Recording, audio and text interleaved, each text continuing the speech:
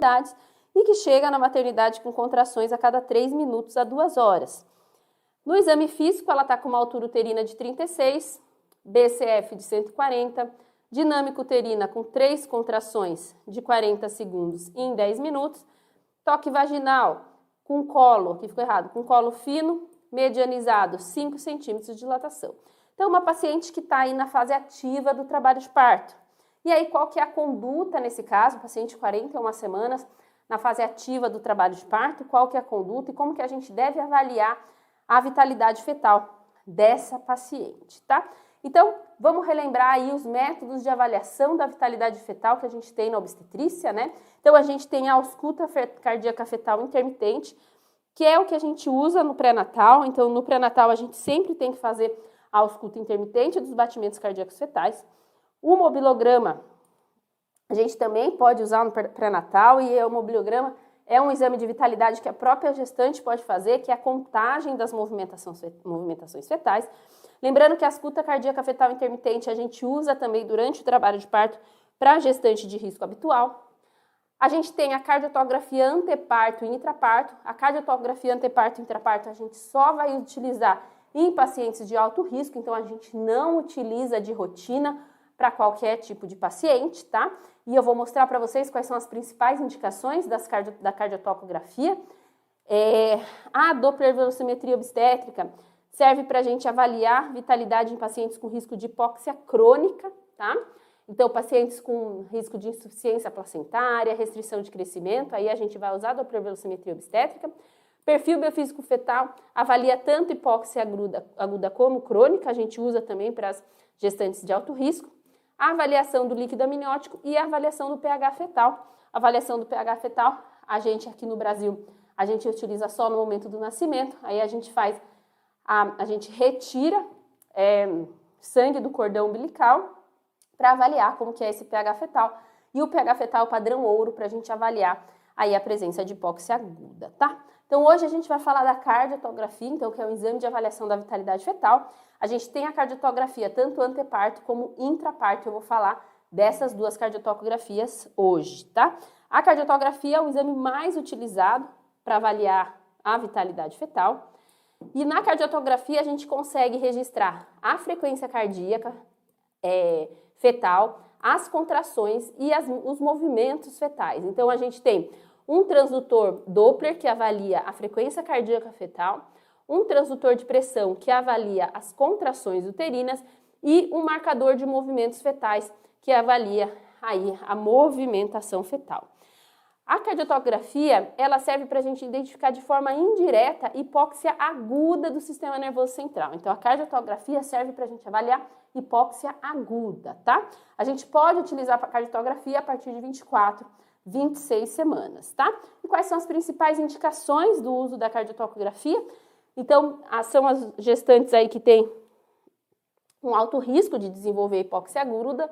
Então, mulheres com doenças maternas, como hipertensão arterial, diabetes ou colagenoses, doenças fetais, como a doença hemolítica, infecções congênitas, alterações placentárias, como restrição de crescimento fetal, gestação prolongada, como é o caso da nossa paciente, do nosso caso clínico, uso de ocitocina ou prostaglandinas durante o trabalho de parto, analgesia de parto, líquido meconial, taxistolia. Então, tudo isso a gente sabe que aumenta o risco de hipóxia aguda no momento do parto, febre intraparto, alteração da ausculta fetal intermitente. Então, se a gente tem uma gestante de risco habitual que está em trabalho de parto, fazendo ausculta fetal intermitente, e a gente vê alguma alteração da ausculta fetal intermitente, a gente vai fazer cardiotocografia, tá?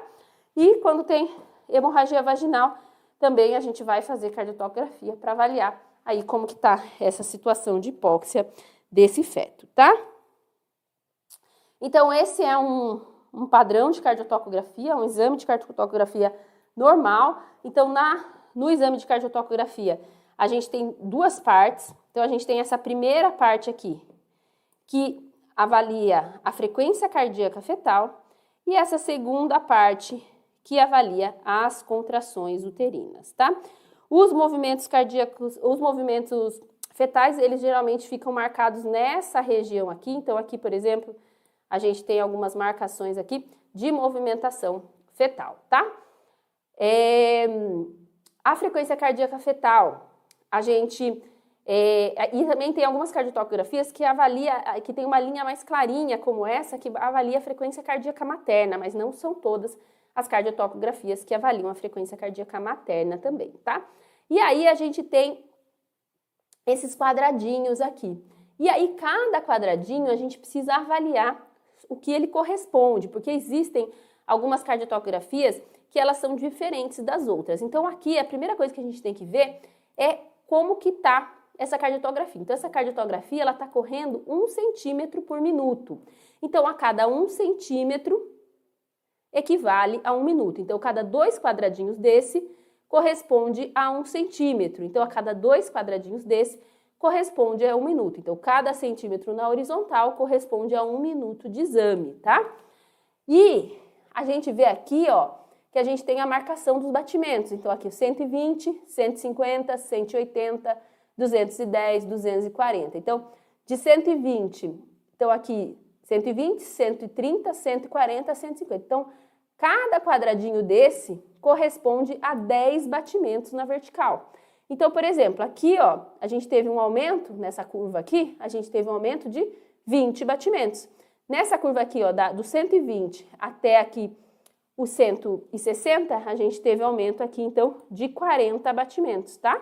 Então, 10, 20, 30, 40 batimentos, tá? Então, a gente não pode esquecer que cada quadradinho na vertical corresponde a 10 batimentos. Existem algumas cardiotocografias que cada quadradinho na vertical corresponde a 5 batimentos. Então, na horizontal, cada quadradinho a gente vai ter que avaliar por aqui. Então, nesse caso, corresponde a 1 minuto. E na vertical, nesse caso aqui, cada quadradinho corresponde a 10 batimentos. Então, a gente sempre tem que olhar como que está registrando essa cardiotografia para a gente conseguir interpretar de maneira correta, tá? E aí, quais os parâmetros que a gente vai ter que avaliar na cardiotocografia? Então, a gente precisa avaliar na cardiotocografia, saber avaliar na cardiotocografia a linha de base da frequência cardíaca fetal, a variabilidade da linha de base, as acelerações transitórias, as desacelerações e as contrações uterinas. Então, todos esses são parâmetros que a gente precisa saber avaliar na cardiotocografia. Vamos saber avaliar agora cada um desses parâmetros, porque se vocês souberem avaliar cada um desses parâmetros, você consegue interpretar qualquer cardiotocografia, tá? Então, o que é a linha de base, tá? A linha de base é a média da frequência cardíaca fetal registrada em pelo menos 10 minutos. E aí a gente vai excluir variações muito grandes, acima de 25 batimentos. E o que é considerado uma linha de base normal? Linha de base normal é entre 110 e 160 batimentos. A gente considera bradicardia abaixo de 110 e taquicardia acima de 160. Então, aqui a gente vê aqui, ó, essa cardiotocografia começou aqui, ó, 1h20 e terminou aqui 1h40. Então, a gente tem 20 minutos aqui de cardiotocografia e a gente tem aqui esse traçado aqui da frequência cardíaca fetal. Então, a gente vai traçar uma linha, na média mais ou menos, desse traçado da frequência cardíaca fetal, excluindo esses picos aqui, que tem mais do que 25 batimentos. Então, a gente exclui isso, então a gente faz um traçado mais ou menos aqui, e onde tem a maioria dos batimentos, né, a média mais ou menos desse traçado, a gente vai considerar que é linha de base. Ah, mas a gente precisa ter certeza absoluta da linha de base? Não, é uma mais ou menos, é uma média. Então, aqui mais ou menos a média deu aí em torno de 120 batimentos, tá? Então, a linha de base é a média dos batimentos cardíacos fetais, tá bom? Aqui eu trouxe um exemplo de uma linha de base em bradicardia. Então, aqui a gente tem uma linha de base aqui, ó, que estava mais ou menos entre 110 e 120, né? E do nada a gente teve uma queda dos batimentos cardíacos fetais e a linha de base foi aqui para 140, 150, tá? E aqui uma linha de base em taquicardia. Então, a gente também avalia, vê aqui, né, que, ó, então tá acima de 160. Então, até 160 é normal, a gente tem uma linha de base acima de 160, então uma linha de base em taquicardia. Então, a linha de base serve para a gente saber se está dentro do normal ou não. Então, se a linha de base estiver entre 110 e 160, a gente sabe que é uma linha de base normal, tá bom? E, geralmente, na cardiotocografia, a gente tem essas mudanças de cores aqui. Então, geralmente, o 110 a 160 fica nessa corzinha amarelinha. Acima, entre 160 e 180 fica no amarelo mais escuro e 180 e abaixo de 90 fica num vermelho, porque são casos mais críticos, mas não são todas as cardiotografias que têm essa diferenciação, tá? E aí a gente vai para um outro parâmetro que é a variabilidade da linha de base. A variabilidade da linha de base é a flutuação da frequência cardíaca na linha de base. Então, é a amplitude entre o pico e o nadir da frequência cardíaca. Eu vou mostrar na imagem, vai ficar mais fácil, tá? E a variabilidade é muito importante a gente avaliar a variabilidade na linha de base, porque a variabilidade ela é regulada pelo sistema nervoso autônomo. Então, a variabilidade da linha de base é um dos parâmetros mais importantes para a gente avaliar a hipóxia aguda. Então, o que é normal a gente esperar de um feto? Que tenha variabilidade. Então, o normal é que um feto, acima principalmente de 32 semanas, que o sistema nervoso autônomo já está funcionando, o normal é que tenha variabilidade dessa linha de base. Então, se a gente não tiver variabilidade da linha de base, isso pode indicar uma situação de hipóxia aguda. Por isso que é tão importante a gente avaliar a variabilidade, tá? Então, a variabilidade normal é a variabilidade moderada, entre 6 e 25 batimentos. Variabilidade mínima, abaixo de 6 batimentos, que daí já está alterada. Variabilidade ausente é quando a gente não consegue nem detectar a variabilidade.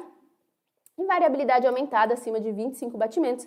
E aí a gente precisa saber diferenciar a variabilidade aumentada de uma aceleração transitória, que é super saudável, e a gente pode também ter variabilidade aumentada, muitas vezes por movimentação fetal, por mudanças de posição materna. Isso pode levar a uma variabilidade aumentada, na maioria das vezes não é patológico, tá? Então, o que é patológico mesmo, que a gente tem que se preocupar, variabilidade mínima ou ausente, tá? Então, aqui, voltamos à nossa cardiotocografia. Então, a cardiotografia, o que a gente faz? A gente avalia, pega aqui uma região onde não tenha muitas acelerações, uma região aqui um pouco mais homogênea, e a gente vê nessa região se teve variabilidade. Então, a gente vê que teve variabilidade aqui, né? Então, a linha de base não está uma linha reta. Então, se não está uma linha reta, provavelmente essa variabilidade é moderada. E a gente vai contar. Então, como cada quadradinho na vertical corresponde a 10 batimentos, se a gente vir aqui, então a gente tem aqui já 10 batimentos, e se a gente considerar mais esse, então aqui a gente tem 20 batimentos. Então, a gente tem uma variabilidade entre 10 e 20 batimentos. Acima de 6 é normal. Então, aqui a gente tem uma variabilidade moderada. Trouxe aqui alguns exemplos de variabilidade mínima e ausente. Então, olha aqui, essa cardiotografia tem muito pouca variabilidade. Ó, a gente não consegue nem saber se passou um quadradinho. Lembrando que nessa cardiotografia, cada quadradinho corresponde a 5 batimentos. Olha por quê? 140, 160. Então, 140, 145, 150, 155, 160. Então, aqui, essa cardiotografia, cada quadradinho corresponde a 5 batimentos. E a gente vê que não teve nem variação de 5 batimentos, nem variação de um quadradinho. Então, a gente tem aí uma variabilidade mínima, tá? Então, de menos de 6 batimentos. E nesse caso aqui, tá praticamente uma linha reta, né? Olha aqui, a gente consegue ver aqui muito pouca variabilidade. Então, uma variabilidade ausente nessa cardiotografia também, cada quadradinho corresponde a 5 batimentos, tá bom? E aqui uma variabilidade aumentada, né? Então, a gente tem aqui, ó, aqui quadradinho também corresponde a 5 batimentos. Então, a gente tem aqui, ó, 5, 10, 15, 20, 25, 30, pelo menos 30 batimentos aí de variabilidade muitas vezes, né? Então, a gente tem aqui uma variabilidade aumentada, tá? E também a gente tem um padrão patológico também de variabilidade, além, né, a variabilidade mínima e ausente já é um padrão patológico, mas a gente tem um outro padrão patológico que é o padrão sinusoidal, tá? Então, é quando a gente tem variabilidade com ondas fixas e regulares em formas de sino. Então, a gente vê aqui, ó, que são ondas fixas e regulares. Quando a gente tem esse padrão, a gente está diante de um feto com anemia grave.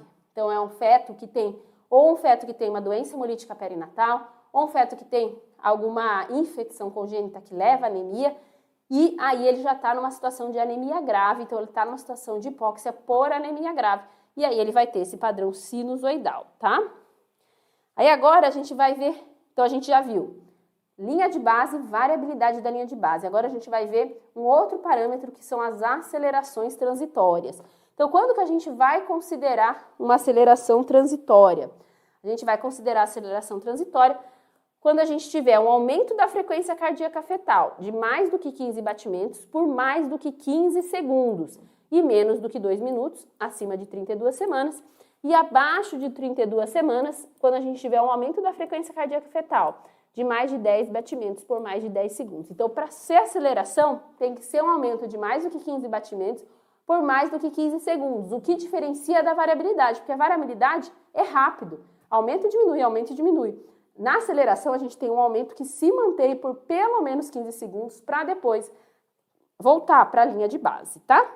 Então, vamos ver aqui uma aceleração, tá? Então, aqui, ó, a gente tem um aumento da frequência cardíaca fetal, ó, em 10, 15, 20, 30 batimentos, então acima de 15 batimentos, por 1 minuto, né? Ó, cada quadradinho desse corresponde a 30 segundos, né? Então, cada 2 quadradinhos desse corresponde a 1 minuto. Então, a gente teve aqui, ó, um aumento de 40 batimentos por 60 segundos. Então, isso é uma aceleração transitória. Já essas mudanças, variabilidades aqui, não configuram aceleração, porque a gente precisa ter pelo menos 15 segundos. Aqui é aceleração, ó. Então, a gente teve um aumento de 10, 20, quase 30 batimentos por 30 segundos. Então, um aumento de 30 batimentos por 30 segundos também é uma aceleração. Então, aqui a gente tem uma aceleração, 2 acelerações. Aqui também não registrou direito, mas também está parecendo que é uma aceleração. Mais uma aceleração aqui e mais uma aceleração aqui, tá? Aqui, por exemplo, não corresponde à aceleração, porque ele se manteve por menos do que 15 segundos. Então, não é uma aceleração, é só uma variabilidade. Aqui também, ó, não é uma aceleração, é só uma variabilidade. Aqui também, ó, não deu 15 segundos, né? 15 segundos seria meio quadradinho. A gente não teve isso, então não é aceleração, tá? Então, para ser aceleração, precisa ter um aumento de 15 batimentos em pelo menos 15 segundos, tá?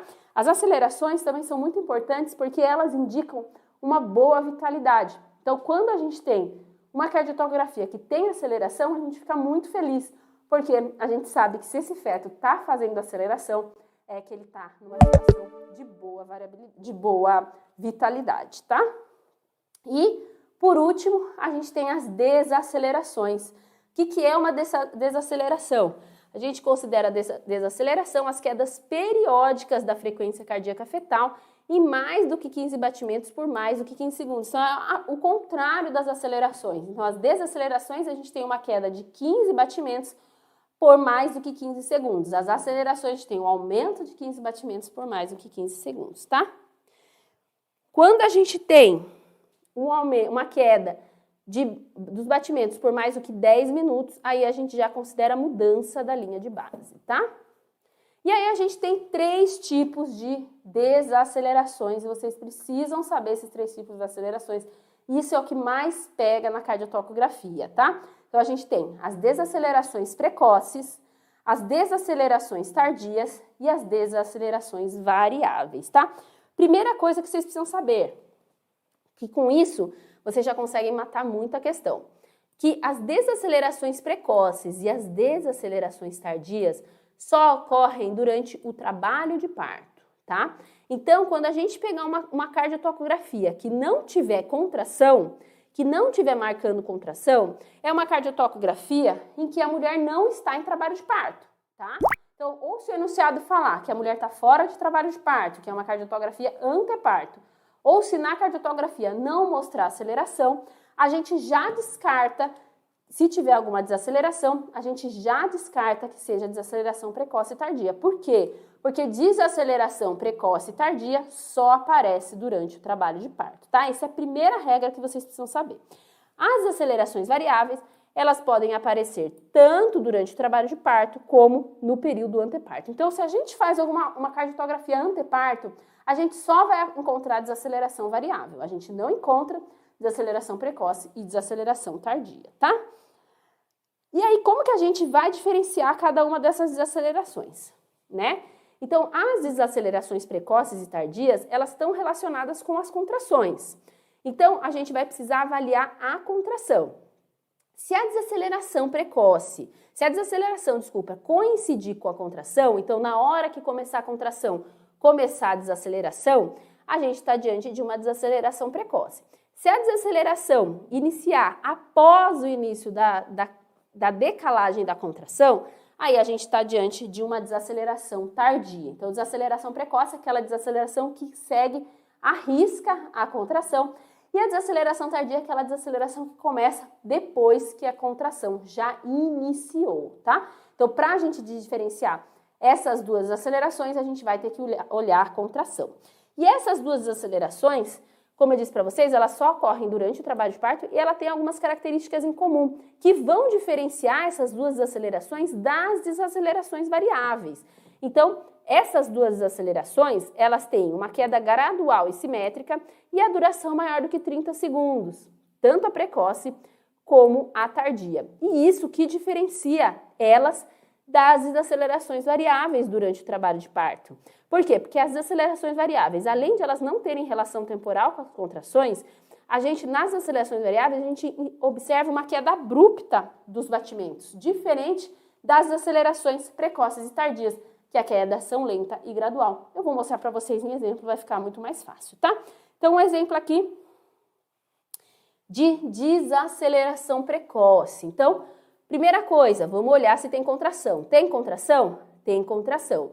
Então, essas desacelerações, elas podem ser precoces, tardias ou variáveis. Primeiro, vamos ver aqui como que elas estão em relação à contração. Então, ó, se a gente vê aqui, ó, na hora que começou a contração, começou a desaceleração. Começou a contração, começou a desaceleração. Então, o nadir, né, da desaceleração, ele corresponde com o pico da contração. Então, ou a gente vai estar diante de uma desaceleração precoce ou uma desaceleração variável. Por que a gente sabe que essa desaceleração é uma desaceleração precoce e não variável? Porque a desaceleração precoce tem uma queda gradual e simétrica. Então, a gente vê aqui, ó, uma queda gradual e simétrica, uma queda que dura aí mais do que 30 segundos. A desaceleração variável é uma queda abrupta de menos do que 30 segundos. Então, a gente sabe que é uma desaceleração precoce porque está relacionada com a contração, né? Então, ela coincide com a contração. E a gente sabe que não é uma desaceleração variável porque a gente está tendo aí um padrão de desaceleração com uma queda gradual e simétrica, tá?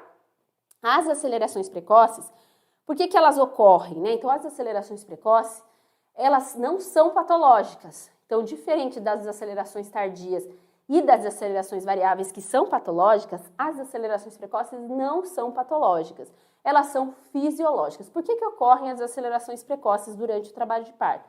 Por compressão do polo cefálico. Então, durante a contração uterina, quando a gente tiver um polo cefálico bem insinuado, geralmente no período expulsivo, a gente vai ter um aumento da pressão intracraniana que leva a uma resposta vagal. E essa resposta vagal leva a uma desaceleração precoce. Então, quando a gente tem uma desaceleração com queda gradual e simétrica que coincide com a contração, a gente está diante de uma desaceleração precoce que é fisiológica, que a gente não precisa se preocupar, tá?